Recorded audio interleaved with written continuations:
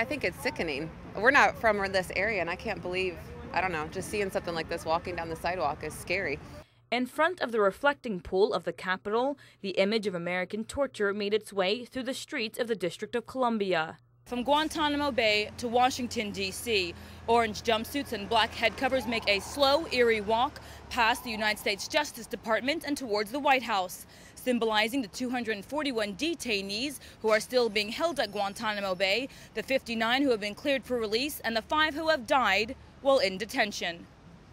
As the protesters walked past tourists and government officials, many were surprised to see the silent walkers.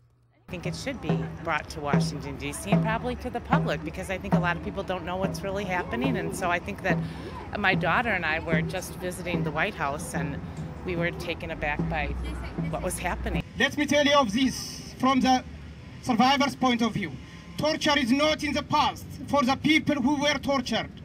It will be ever present in our lives. The silent procession of mock Gitmo detainees made their way to the White House, where they held a rally to discuss the need to close the dark chapter of American history through a commission of inquiry, which they hope will eventually lead to the indictments and prosecution of former officials of the Bush administration and their lawyers. There has to also be prosecution of George Bush and Dick Cheney, besides the 6 attorneys who okayed torture.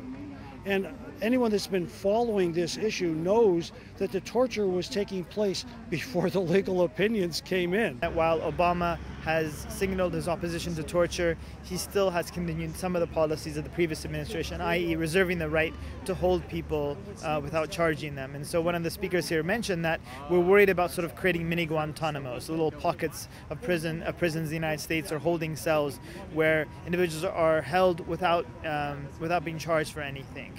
The protesters then headed to the front lawn of the White House, home to former President Bush and current President Barack Obama. Step up on the curb. 4 steps forward. Guantanamo remains a continuing, ongoing crime. Disobeying requests from the Metropolitan Police to leave the sidewalk, nearly 30 people were arrested. On their backs, the names of the men who have been detained, cleared for release, and the 5 who have died while in detention at Guantanamo Bay.